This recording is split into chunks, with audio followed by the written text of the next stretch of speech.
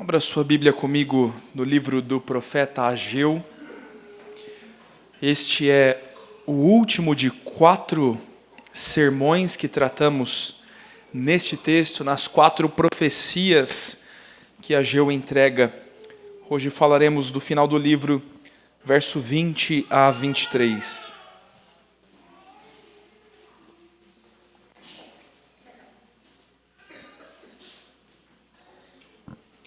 A profecia agora dirigida a Zorobabel nos dá uma perspectiva de salvação, tanto precisamos disso. E nós entenderemos essa noite do contexto próprio, como que os ouvintes viram isso e quanto isso nos ensina sobre toda a história da redenção e o grande Salvador que está sendo manifesto nas Escrituras. Ageu capítulo 2, verso 20 em diante. O Senhor nos diz: veio a palavra do Senhor, segunda vez, a Ageu, ao 24º dia do mês, dizendo: fala a Zorobabel, governador de Judá, farei abalar o céu e a terra, derribarei o trono dos reinos e destruirei a força dos reinos das nações. Destruirei o carro e os que andam nele, os cavalos e os seus cavaleiros cairão, um pela espada do outro. Naquele dia, diz o Senhor dos Exércitos, tomar-te-ei, ó Zorobabel, filho de Salatiel, servo meu, diz o Senhor, e te farei como um anel de selar, porque te escolhi, diz o Senhor dos Exércitos. Pai nosso, tomamos a Tua palavra com temor e de fato estremece o nosso coração ao nos vermos perante o Messias, Salvador das nossas vidas. Oramos, Deus, para que esta noite e daqui por diante o nosso coração esteja sempre centrado no grande Salvador das nossas almas. Não nos deixe desviar os olhos dele, não nos deixe confiar em outras coisas. Nos instrui pela Tua palavra, na sabedoria do Teu Espírito Santo, que fala da forma como entendemos e nos aplica ao coração como precisamos. Nos ensina, Senhor, é o que nós oramos, é o que nós pedimos, em nome de Cristo Jesus. Amém. Meu querido, todos nós queremos e precisamos de um Salvador. Jesus, sim, meu irmão, Jesus, mas às vezes a gente percebe o senso messiânico em outro lugar. Às vezes nós percebemos como que não se prende só à esfera da fé cristã o anseio por um Salvador. Pense em cenas como você que não assistiu o livro, mas leu nos HQs a famosa frase: é um pássaro, é um avião. É quem, meu irmão? É o Super-Homem. Perceba como, às vezes, os filmes nos envolvem e nós temos cenas e nós assistimos filmes esperando pelo Salvador. Um dos filmes que tem o meu coração, assim, um dos filmes que eu gosto com força é O Resgate do Soldado Ryan. Tanta gente morre naquele filme. Ah, meu irmão, é um filme para quem tem estômago, hein?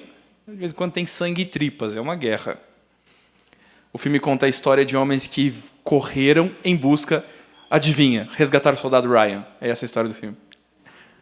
No final das contas, você que já assistiu ou que não assistiu, eu vou te contar.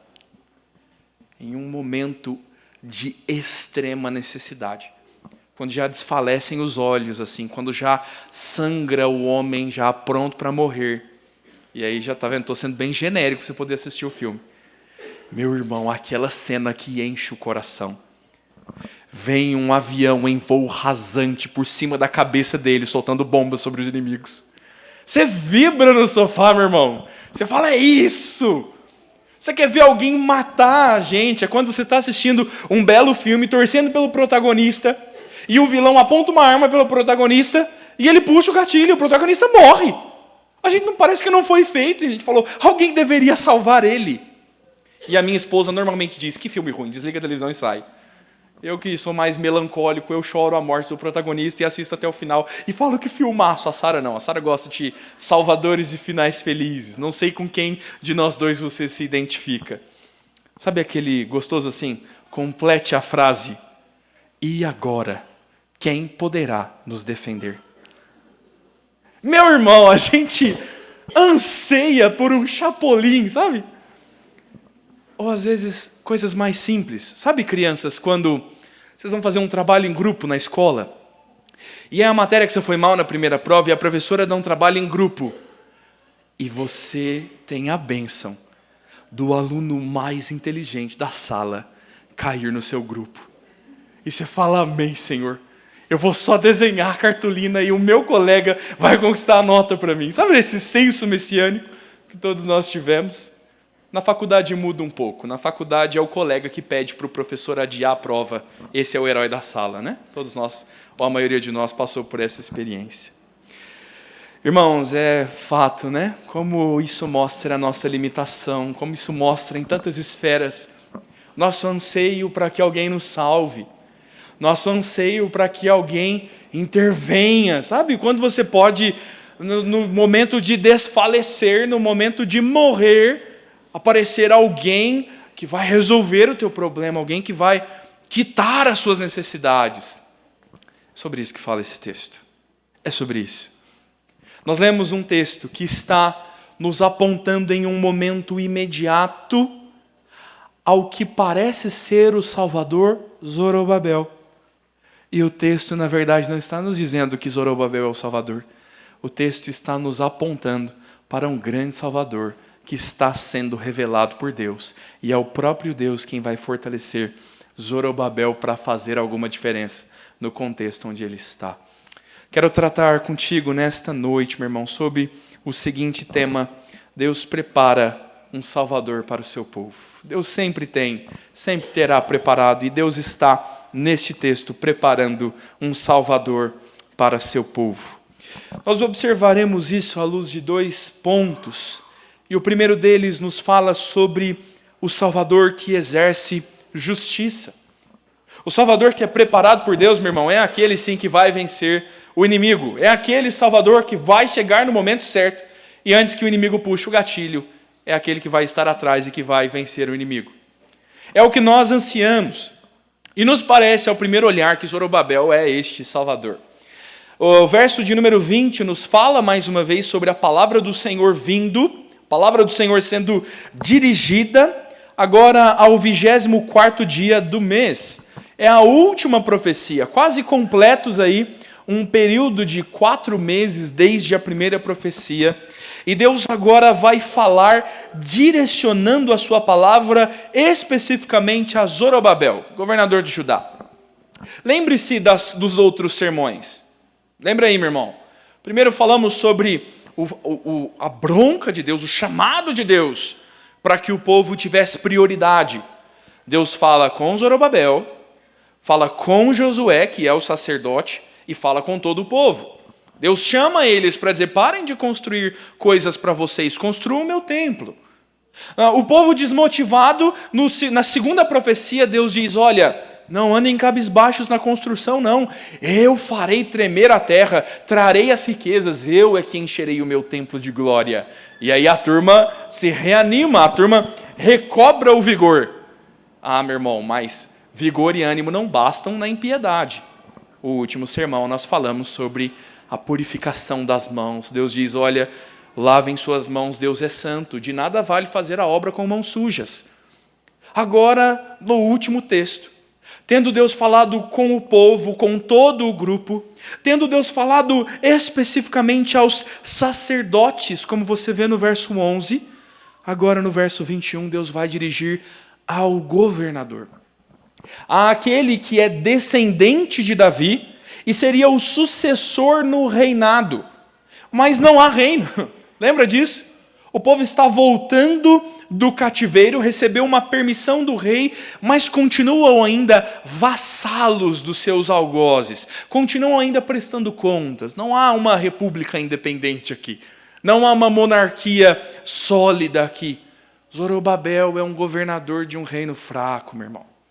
Governador de um reino pobre. É um homem sem perspectiva, provavelmente sem ânimo.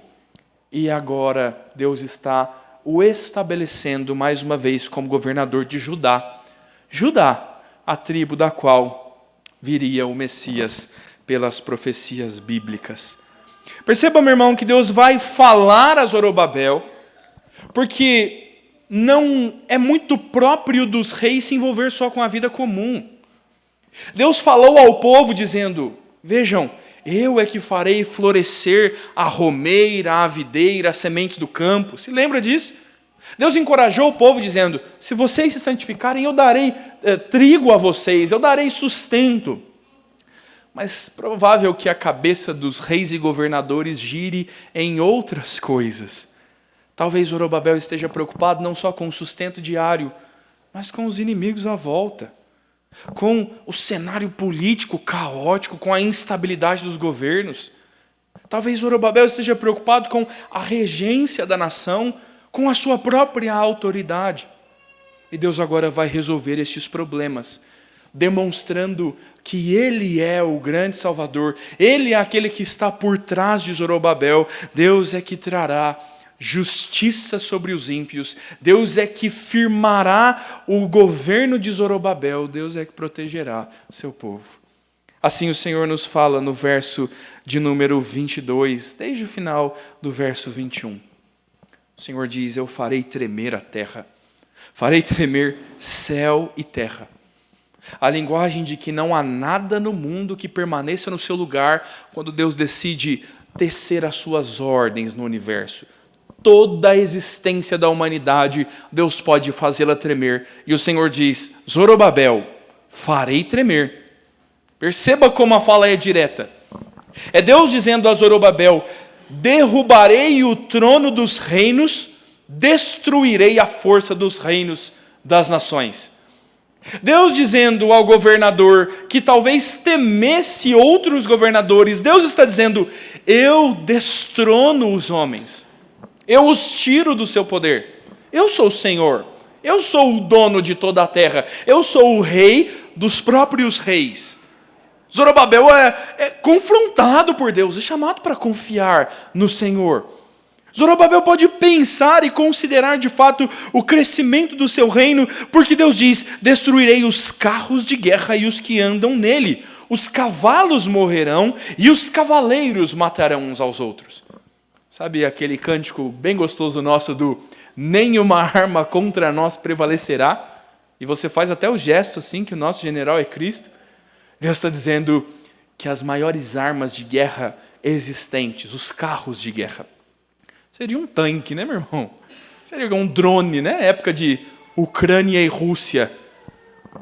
Os instrumentos de guerra que faziam estremecer o povo de Israel, pensando, os nossos inimigos têm carros de guerra. Deus fala, eu destruo o carro, e eu destruo o cavaleiro, eu destruo aquele que conduz o carro de batalha. Eu faço os fortes, saudáveis e imponentes cavalos morrer. E veja que curioso a soberania que Deus quer mostrar, dizendo não só que Ele mata também os cavaleiros inimigos, mas Ele diz, eu faço os cavaleiros inimigos morrerem à espada uns dos outros. O termo hebraico aqui, meu irmão, é compatriota mesmo. É dizer assim, o próprio exército matará um ao outro, eu os confundo, eu os destruo, eu não preciso da sua força, Zorobabel, para destruir os seus inimigos, porque eu sou o Senhor. Deus está mostrando como Ele exerce juízo e justiça, como Ele é este grande Salvador que vem sendo preparado e agora o Senhor está ofertando esta confiança de salvação a Zorobabel. Deus está mostrando ao governador que há razão para confiar. O governador que andava desacreditado, pensando na prosperidade dos ímpios, agora ele está diante de um anúncio de Deus. Deus destruirá os inimigos. Deus não tem prazer no pecado, meu irmão. Deus, de fato, soberanamente usa babilônicos, persas, gregos, romanos usam homens ímpios, às vezes para julgar o seu próprio povo. Mas Deus não tem parte com o pecado. E o próprio Senhor, em tantos textos bíblicos, afirma que destruirá também os ímpios, que destronará os reis, porque Ele fará permanecer sobre a terra tão somente a sua santidade e aquilo que vem do Senhor. Perceba, meu irmão, como o mundo é um grande mar, como ele está sempre em movimento, como Deus está dizendo, o nosso famoso, o mundo gira, meu irmão. Deus está dizendo, sou eu que faço girar o mundo. Sou eu que tomo pessoas como Esther e subo ao trono. Sou eu que destrono o Assuero. Eu sou o Senhor que faço todas essas coisas. Deus é aquele que transtorna a terra e sacode o pó dela e expulsa para fora os ímpios. Meu irmão, olha a soberania da qual Deus está falando. No texto do capítulo de número 2, no comecinho do capítulo, Deus diz assim, eu faço tremer a terra para que os reinos tragam as suas riquezas até mim. Agora Deus está dizendo, se eu quiser, eu faço tremer a terra e eu destruo os próprios reinos. Deus tem um governo soberano sobre tudo. O profeta Ageu está anunciando não outra coisa, senão que Deus superaria todos os impedimentos. O que ficaria no caminho do Senhor? O que poderia impedir o plano de Deus para o seu povo sob o governo de Zorobabel? Meu irmão, esse é um homem que pode confiar. As desgraças, os temores e transtornos de terra, momentos e anúncios assim, cataclísmicos como esse, talvez sejam razão de desespero para muitos. Deus está chamando Zorobabel e dizendo, eu vou revirar as coisas, tirar os ímpios do seu lugar para defender o meu povo. Deus está dizendo, eu os tenho comigo, eu é que trouxe vocês. Sem dúvida, meu irmão, o profeta pretendia levar os judeus à esperança da redenção. Há uma redenção ainda incompleta. Há um Messias e um grande Salvador ainda não revelado. Mas desde já Deus construindo no pensamento deles a plenitude que viria adiante. Aquilo que estava oculto à vista dos homens, Deus começa a revelar a eles, até que isso seja revelado em Cristo. Nós precisamos aplicar este texto a Cristo. Porque é em Cristo, meu irmão, que todas essas coisas virão a acontecer. É Cristo aquele que vai, de fato, como dizem as testemunhas no livro de Atos, estes homens são aqueles que têm causado transtornos no mundo e agora chegaram até nós. Quero olhar para este texto, meu irmão, e trazer ele para um pouco mais perto de nós. Trazer ele para você que talvez não tenha inimigos com carros de guerra. Tem um carro de guerra contra você, meu irmão? Vem alguém montado a cavalo, a menos que traga boletos, né? Aí, esse é o nosso inimigo, né? Não, meu irmão. O moço da luz, né? Pastor, o moço da luz é meu inimigo. Mas também, meu irmão, você quer tomar banho quente de 2 horas no inverno? Aí não dá. Como seriam os nossos inimigos? Né? Como é que nós poderíamos pensar nisso? Certo, meu irmão, que a nossa luta não é contra carne ou sangue. Nós não nos voltamos contra pessoas físicas. E quando Deus mata alguém no Antigo Testamento e Deus exerce juízo, lembre-se, é Deus que faz. É o mesmo Deus que condena os homens ao inferno e eles são merecedores do inferno. Então, quando nós vemos matanças no Antigo Testamento, deveríamos pensar quem é que está ordenando essas coisas. O Novo Testamento nos ensina. Não tem autoridade para lançar no inferno tanto o corpo quanto a alma. É esse Deus que nós tememos. Mas veja, quem então são os nossos inimigos? Nós precisamos entender que são 3. Basicamente, aqueles que passaram pelo discipulado entendem. Seu maior inimigo é você, meu irmão, é o seu pecado. Se você lidar com o seu pecado em Cristo, você está com meio caminho andado. Porque outro inimigo é o mundo. O mundo nos influencia e nos arrasta para distante do Senhor. Mas o mundo não tem poder para nos tomar das mãos de Cristo. O mundo vai nos influenciar nos nossos pecados. Portanto, cuide do seu coração e você não terá problemas com o mundo. O outro dos nossos inimigos, e o temido por todos, Satanás. Tocará a sua vida por permissão do Senhor, como em Jó. E não há o que temer. Quem controla as coisas é o Senhor. Ou talvez, se você, mais uma vez, não cuidar dos seus próprios pecados, estará sujeito a este inimigo da nossa alma. Mas, meu irmão, convenhamos, é atemorizador. Assim, é de bater os cambitos mesmo. Pensar nesses inimigos. Ter medo de nós e do nosso pecado. Ah, meu irmão, que terrível homem é o que eu vejo pelas manhãs no espelho. Quão difícil é lidar comigo. Quão difícil é encarar os meus pecados e vencê-los. Quão duro é. Quão difícil é lidar com um mundo que labora, que trabalha contra a fé e o amor em Cristo. Um mundo que jaz no maligno e que quer que nós pequemos. É difícil, meu irmão. E Satanás, então, pronto. Como é difícil lidar com Satanás, com as suas tentações, com aquele que é chamado na Escritura de o acusador. Pastor, mas em Cristo estamos livres de acusação. Mas constantemente damos ouvido a Satanás pensando que eu não mereço nada, que eu sou ruim mesmo, que nem Jesus pode me salvar. Parece que nós caímos às vezes em alguns enganos de Satanás. E nós nos sentimos enfraquecidos, meu irmão. Nós nos sentimos indefesos perante esses inimigos. Tão parecido com Zorobabel perante os seus inimigos. Nós precisamos, nessa noite, encarar os nossos inimigos na força de um Messias, na força de um Salvador, na companhia de alguém que, de fato, pode nos dar condições. Às vezes nós nos sentimos como alguém armado com um canivete para enfrentar uma guerra armada. É essa a sensação às vezes.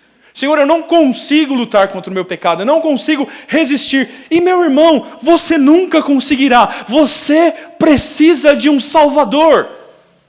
E é este que está sendo anunciado no texto. É este que reveste sobrenaturalmente. É este que faz os próprios inimigos matarem uns aos outros. Este é aquele que no último dia destronará todos os reinos, reinará com cetro de ferro e condenará o mal, o pecado, Satanás, as forças demoníacas e tudo o que se opõe ao reino de Deus serão condenados ao inferno. Este é aquele que transtorna o mundo e nos dá a verdadeira confiança naquilo que nós precisamos. Meu irmão, nós precisamos nos voltar para Cristo. Diz a Escritura que é Ele quem muda o tempo e as estações, remove reis, estabelece reis, dá sabedoria aos sábios e entendimento aos inteligentes. Perceba, meu irmão, quanto Deus muda as coisas. Perceba quanto Deus intervém, como Deus salva e como Deus muda cenários. Deus faz estremecer o mundo, Ele faz girar o mundo. E eu não estou falando assim do quem te viu passar na prova e não te ajudou, quando ver você na bênção vai se arrepender. Não é este girar o mundo, meu irmão. Estamos falando de salvação genuína. Zorobabel deveria estranhar os grandes temores que vinham dos reinos vizinhos, deveria estremecer e temê-los. Nós também precisamos pensar nisso e nós não devemos estar desesperados porque Deus muda as coisas. Veja como a vinda de Cristo permite sinais no mundo e muda as coisas. Deus faz estremecer as coisas de forma literal em Cristo, meu irmão. A morte do Senhor Jesus é marcada por um dia que se escurece em trevas. Diz a Escritura. No ato da crucificação, o dia se tornou em trevas. E qual é o grande sinal? Um grande temor de terra. E Deus faz romper-se o tabernáculo. Deus faz rasgar o véu de cima a baixo, sinais visíveis. E a partir dali, as coisas são diferentes. Os discípulos de Cristo vão impactar o mundo. A vida do Senhor Jesus vai transtornar todas as coisas. E é muito curioso quando nós lemos Hebreus capítulo 12, do verso 26 em diante, porque o texto nos diz assim: naquele tempo, a voz dele abalou a terra, mas agora ele promete dizendo: uma vez eu farei tremer não só a terra, mas também os céus. Ora, as palavras mais uma vez significam a remoção das coisas abaladas, ou seja, das coisas criadas, para que permaneçam as coisas que não podem ser abaladas. Por isso recebemos nós um reino inabalável, para que retenhamos a graça pela qual sirvamos a Deus de modo agradável, com reverência e temor, porque o nosso Deus é fogo consumidor. O autor aos Hebreus está confirmando essa palavra. Meu irmão, Deus fará tremer todas as coisas. Deus fará tremer a ponto de consumir as coisas criadas. Mas o reino de Cristo não pode ser abalado.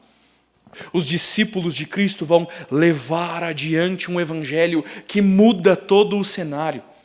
A profecia de Daniel é verdadeira.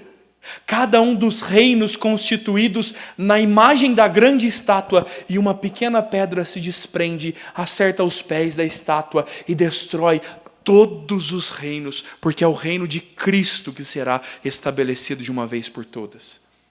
Você precisa se lembrar, meu irmão, de que reino você faz parte, de que Deus você serve, de como Cristo está nos dizendo que fará passar todas as coisas, mas aquelas que permanecem, a saber, um reino inabalável de Cristo, esse é o qual nós retemos pela graça e servimos a Deus. Se você se firmar no Senhor Jesus, Deus fará destruição aos seus inimigos, ao seu pecado, ao mundo mal como conhecemos, a Satanás e os seus demônios. Mas o Senhor Jesus é um reino inabalável. Nós entendemos que céus e terra passarão, mas a palavra do Senhor não passará. Deus está te convidando, meu irmão, fraco e vacilante, soldado com um canivete numa guerra, a entender que é o Senhor quem nos fará permanecer. O Senhor é quem destruirá os inimigos. O Senhor é quem fará justiça. Esta é a obra do Messias. Esta é a obra do Salvador. Este é um chamado a confiar no Senhor. Meu irmão, pensar nisso nos leva a um segundo ensino do texto. Quem fará essas coisas? Quem é este Messias? Quem é este que muda as nações, que transtorna os reinos? Quem é a pessoa própria que fará estas coisas? Nós temos mais uma vez um duplo cumprimento. Um momento que serve e ensina ao povo naquele tempo e um momento que estende para além dali. Veja como o segundo ensino do texto vai nos falar sobre o Messias escolhido de Deus, sobre o grande Salvador. Não só sobre a obra de justiça, mas sobre o seu caráter, as suas características. Quem é o escolhido de Deus? O texto nos responde a partir do verso 23. O Senhor nos diz: naquele dia, diz o Senhor dos Exércitos, tomarei você, Zorobabel, filho de Salatiel, você que é meu servo, diz o Senhor, e farei de você um anel de selar, porque eu o escolhi, diz o Senhor dos Exércitos. Num momento temporal, para uma necessidade específica, o povo precisa de um governador, o povo precisa de alguém que se assente no trono, e não tem urna eletrônica lá, meu irmão, como é que fazemos? Deus está dizendo: você, Zorobabel, você, filho de Salatiel, homem da descendência de Judá, eu vou usar você. Deus escolhe este homem, Deus o traz como seu povo. E Deus diz: você é meu servo. Eu o elegi como governador para governar a fim de me servir, porque eu sou o Senhor. Deus diz que dará a ele autoridade a ponto de o tratar de forma bem peculiar. Ele é como um anel de selar, um anel sinete. As pessoas costumam ainda fazer isso, meu irmão? Selar as suas cartas? A lambida, cola lá. Não, né? A gente manda e-mails e não funciona muito mais hoje em dia. Assinatura eletrônica, pode ser? sabe? Assinatura eletrônica, QR Code, ID facial, pode ser? Deus está dizendo, eu tenho autoridade, eu sou o Deus de toda a terra, eu destrono os reis, eu sou o grande Salvador e o grande Messias, mas eu estou usando você, Zorobabel, eu estou tendo você como uma autorização minha. O anel sinete que o rei traz sempre nas suas mãos é um anel que na sua ponta tem um emblema real, onde o rei derrama cera sobre uma carta, sobre um édito, sobre uma ordem, e ele sela aquela carta com o seu anel único, não há outro igual. Aquele selo é a expedição direta da autoridade do rei. Perceba, por exemplo, como no livro de Esther, quando Deus quer dar autoridade a Amã, quando Deus depois dá autoridade a Esther e Mordecai, ou melhor, quando Deus sim, mas o rei na pessoa de Artaxerxes, o rei vai entregar o anel nas mãos deles, dizendo, olha, o anel está aqui, façam os decretos que vocês quiserem e selem com a minha autoridade. Deus está dizendo a Zorobabel, farei de você o meu anel sinete, usarei você como símbolo daquilo que eu quero, eu usarei da minha autoridade de Deus através da sua vida. Deus diz, porque eu o escolhi, diz o Senhor dos Exércitos. Confortador, meu irmão. Senhor, não tenho capacidade. Senhor, quem sou eu? De que forma eu poderia ser digno de ser usado assim pelo Senhor? Estou pensando aqui com a cabeça de Zorobabel. Imagine, meu irmão, que baita responsabilidade governar a nação da qual Deus é proprietário. Deus designando este homem. A razão para todas essas coisas é Deus dizendo, eu o escolhi. Você tem coragem, meu irmão, para dizer para Deus, Senhor, o Senhor escolheu errado. Tem coragem? Tem coragem, meu irmão, para dizer, Senhor, eu acho que o Senhor errou aqui na eleição, hein? O Senhor não é tão soberano assim, não. Deus escolhe, meu irmão, e Ele sabe o que faz. E Deus está neste momento da vida do povo, escolhendo Zorobabel como o símbolo visível do grande Messias e do grande Salvador que viria adiante. Mas como você sabe, meu irmão, nós não ficaremos nesse texto. Não ficaremos. Porque quem é Zorobabel para nós hoje? Talvez se você fosse israelita, ou se você tomar a família nas próximas férias e for fazer uma viagem para Israel, seja curioso saber quem foi um governador de Judá. Mas que tenho eu com Zorobabel? Muito pouco, meu irmão. Mas entenda que Zorobabel é uma imagem de Cristo. Zorobabel é como uma sombra na parede. E a imagem plena é o Senhor Jesus. Olhe, meu irmão, como esse texto está nos trazendo à luz Cristo. Cristo é o servo. Deus diz para Zorobabel, você é meu servo. E Cristo é o grande, infalível e perfeito servo. Sabe que texto bíblico fala curiosamente sobre o servo? Isaías, capítulo 52. Pastor, o 53 eu conheço. É a continuação do texto.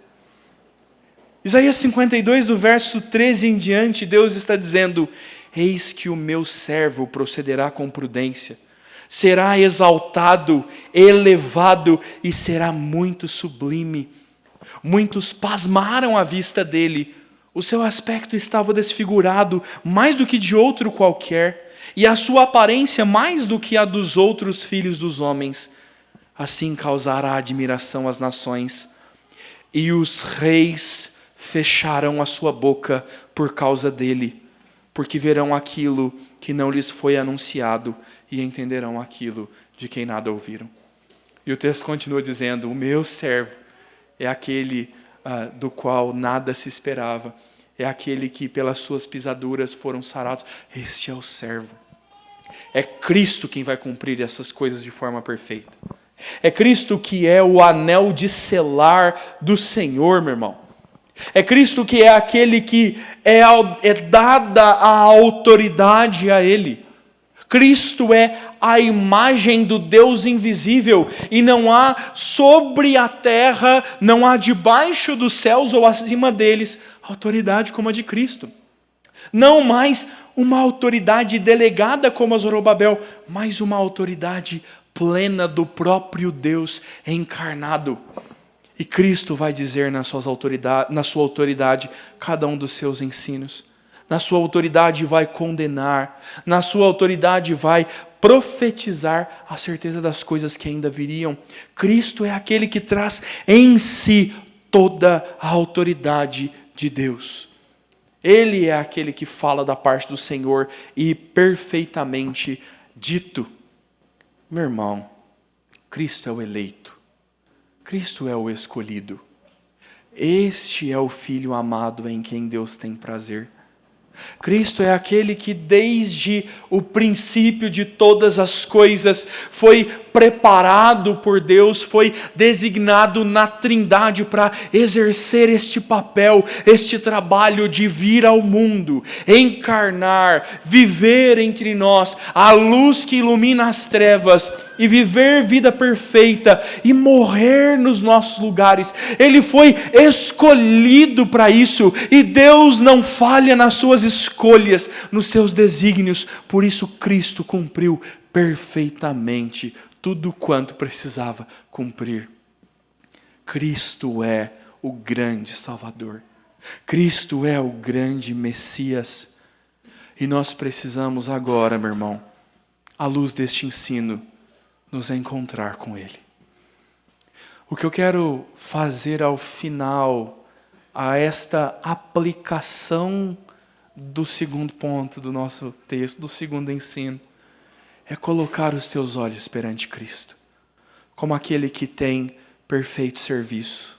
Ele é o servo escolhido. Como aquele que tem autoridade da parte do Senhor. Como aquele que, sendo escolhido, nos escolheu. Pense, meu irmão. Marcos 10, 45. O Senhor Jesus nos diz um grande ensino. Os discípulos estão debatendo quem será o maior. Parece nós, né? Ah, meu irmão, o que você acha mais importante? Ser diácono ou ser presbítero? A gente acha, né? Parece os discípulos lá discutindo. O que é mais importante? Ser presidente do MP ou ser secretário do conselho? É que o conselho é mais assim, né? Secretário, mas da UMP é presidente. Nós gostamos dessas coisas.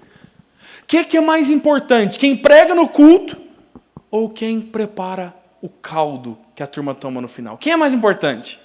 Os discípulos estavam numa dessa. E discutindo sobre isso, o Senhor Jesus vai lhes dizer algo fantástico, dizendo, olha, o maior é aquele que serve, sede servos uns dos outros. Ah, obrigado, Jesus, tudo bem, vamos servir uns aos outros. Mas, meu irmão, algo que impacta o meu coração é quando Cristo diz que Ele é o maior de todos. Pela lógica, o maior é que serve, então Cristo nos serve. E Jesus, meu irmão, o verbo da criação, o Deus encarnado, o sublime, que treme a terra, que destrona reis, diz, eu sou o servo. O Filho do Homem não veio para ser servido, mas para dar a sua vida em favor de vocês. Cristo é o servo que você precisa, meu irmão.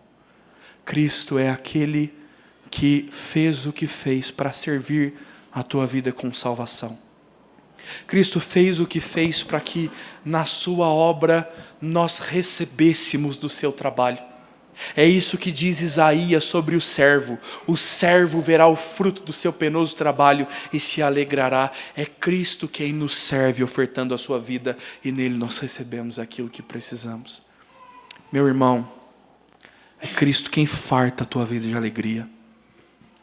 É Cristo quem farta o teu coração de satisfação, para que você não ande confiando nos carros e nos cavalos, para que você não ande desesperado quando céus e terras tremem. É Cristo quem lhe encontra, a ponto de você dizer, eu nada mais preciso, porque eu estava morto, e Cristo me deu vida, e o que pode ser mais importante do que ter vida? É Cristo. Ele é o centro de todas as coisas. E o texto está nos dizendo que Ele faz em serviço do seu povo. O Senhor Jesus serve você. Lembre-se do Senhor Jesus lavando os sujos pés dos seus discípulos, enquanto João Batista disse que não era digno nem de desatar as sandálias do Senhor Jesus. É esse Jesus quem vai esfregar os pés dos seus discípulos. Cristo está trazendo a nós o que nós nunca poderíamos ter, nos servindo a vida com a salvação de que nós tanto precisamos, meu irmão. Cristo é o estimado de Deus. Cristo traz e nele reside a autoridade do Senhor. O que é que Cristo ordena que não seja obedecido? Qual palavra Cristo dá que não se cumpra? Cristo é o anel sinete. Ele é o símbolo máximo da autoridade do Senhor, manifesta a nós. Vimos a glória do unigênito do Pai. E sabe o que é curioso, meu irmão? Quando você é salvo por Jesus, quando você se encontra com este Cristo, sabe o que acontece com a autoridade do Senhor? Eis que vos dou. É assim que nos diz Jesus. Eis que vos dou autoridade para pisardes a cabeça da cobra, da serpente e dos escorpiões. É o Senhor Jesus que vence e nos entrega a sua vitória. É Ele que tem poder e que nos oferta o seu poder. É Ele que tem verdadeira autoridade e diz: toda autoridade vos dou. Vão e preguem e ajudem as pessoas a guardar aquilo que eu tenho ensinado. Como viveríamos nós acovardados, meu irmão? Como viveríamos nós temerosos por governos humanos? Como viveríamos nós inquietos nas nossas preocupações, gritando por um Chapolin: alguém me salva? Parece às vezes que Chapolin seria melhor para nós do que Jesus. Que outra salvação nós precisamos, meu irmão? Que força nós buscamos nas coisas criadas? É Cristo quem está nos dando todas as coisas, quem está nos fortalecendo e nos dando a sua autoridade, que é sobre todas, para vivermos no poder de Cristo. Ah, meu irmão, como é bom encontrar o Messias. Como é bom, meu irmão, no momento mais angustiante, ter aquele que vem ao nosso encontro. Isso é maravilhoso. É Cristo, meu irmão, o eleito de Deus. É Cristo o escolhido do Senhor, desde todos os tempos. Você não é, meu irmão, a sobra. Você não é, assim, o fruto do que não deu certo. É o errado que deu certo. Não, meu irmão. Você foi alcançado por um Cristo que cumpre todos os decretos de Deus. E diz a Bíblia que antes de que os tempos fossem fundados, antes de existir mar em Ubatuba, antes de existir céus que chovem sobre a nossa cabeça, Deus escolheu os seus. Deus decretou um plano de como as coisas sucederiam. E Deus, por meio de Cristo, do seu escolhido para esta tão grande salvação, por meio dele, veja, nos escolheu também. O texto de Efésios, capítulo número 1, verso de número 11. Efésios 1:11 nos diz: em Cristo fomos feitos também herança, predestinados segundo o propósito daquele que faz todas as coisas conforme o conselho da sua vontade. Sabe a nossa amada eleição, nossa amada predestinação? É nele, é no Messias, é na nossa união com Cristo, e inexplicável, misteriosa como ela é, por meio de Cristo, nós fomos eleitos para a salvação. Sabe aquela inquietação, meu irmão, que dá no coração de: será que Jesus me ama? Será que eu sou mesmo salvo? Sabe aquele sussurro de Satanás que falei mais cedo? Será que há perdão para este pecado? Meu irmão, pode Deus errar na eleição? Podemos nós olhar e dizer: Deus, acho que o Senhor errou. Eu não sou um eleito, eu não sou um salvo. Eu não posso ser salvo por Cristo, eu não tenho condições, eu sou ruim demais. Quem de nós pode ir contra os desígnios de Deus? Uma vez que Deus escolheu Cristo, nele nós fomos predestinados segundo o propósito daquele que faz todas as coisas. Por qual outro motivo poderíamos ser salvos, senão por meio dele? É Cristo, meu irmão, é Ele o servo sofredor. É Ele a autoridade designada por Deus. É Ele o eleito, o escolhido, que nos chama para ser servos. Ao fim desse sermão, meu irmão, eu queria desafiá-lo a viver no poder de Cristo. E eu queria que essa frase tomasse um pouco mais de significado essa noite. Isso fugisse do nosso linguajar crentez. Vai no poder de Jesus, meu irmão. Amém, amém.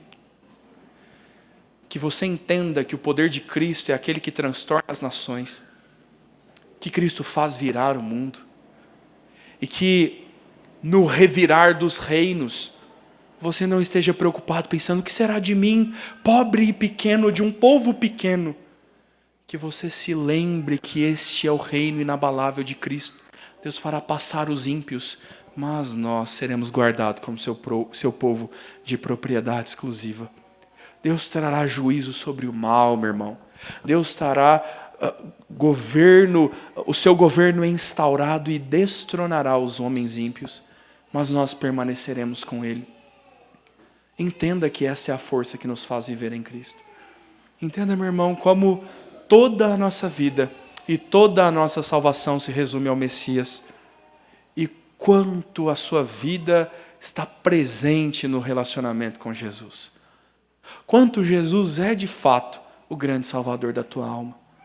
Não se deixe, meu irmão, procurar salvação em outras coisas. Procure Cristo. É Ele quem pode servir você e trazer a você o que você precisa. E este é o convite essa noite. Do que você precisa, Cristo te dá. Você está sem razões para viver. A única razão para viver é Cristo. A única coisa que vai te fazer ser um crente é Ele. O que vai te trazer à igreja aos domingos, o que vai te fazer orar ao longo da semana, o que vai te fazer ler a Bíblia, o que vai te fazer arrepender-se ainda que peque, é Cristo. É dele que você precisa. É uma pessoa, é alguém. Nós temos um Salvador real e palpável. Não se esqueça disso, meu irmão. É Ele quem vai fortalecê-lo na autoridade do Senhor. Sabe quando a gente não tem muita coragem para encarar os pecados? Quando às vezes nos falta mesmo coragem para pregar o Evangelho e nós nos vemos como acanhados, como incapazes. Faça na autoridade de Jesus. Leve Jesus com você. Leve Cristo consigo. Meu irmão, entenda. A eleição e a grande salvação de Deus para nós é Cristo, este homem. É nele que recebemos tudo. É tão somente dele que precisamos. Ao final desse sermão, meu irmão, podemos entender bem como Spurgeon nos fala que todas as coisas nos conduzem a Cristo. Falando sobre sermões, Spurgeon diz que como cada rua da Inglaterra conduz a Londres, cada palavra da Escritura nos conduz a Cristo. Eu quero dizer a você, cada caminho das nossas vidas nos conduzem a Cristo. Momentos de angústia, momentos de sofrimento, momentos de alegria, tudo precisa se resumir ao Messias. Quem é Jesus para você, meu irmão? Como é que você o encara? Como é que você o vê? Não seja como os judeus. Não seja como aqueles que contemplaram a glória do unigênito de Deus e não o receberam. O mundo esteve com ele e não o percebeu. Encontre o Senhor Jesus, encontre o Messias, encontre salvação para a sua alma. Quero orar contigo, meu irmão, e não poderia deixar de pedir ao conjunto para nós cantarmos mais uma vez Colossenses 1, texto que nos fala, cantado agora, sobre a primazia de Cristo. Vamos orar e logo em seguida vamos ser conduzidos pelo conjunto neste cântico. Deus eterno, nós queremos louvar o Senhor, Deus. Queremos te agradecer, Pai, porque olhamos para cada nuance do livro de Ageu e nos vemos nele, Pai. Nos vemos no texto, no povo que não tem prioridade no Senhor, e te louvamos porque o Senhor nos chamou de volta.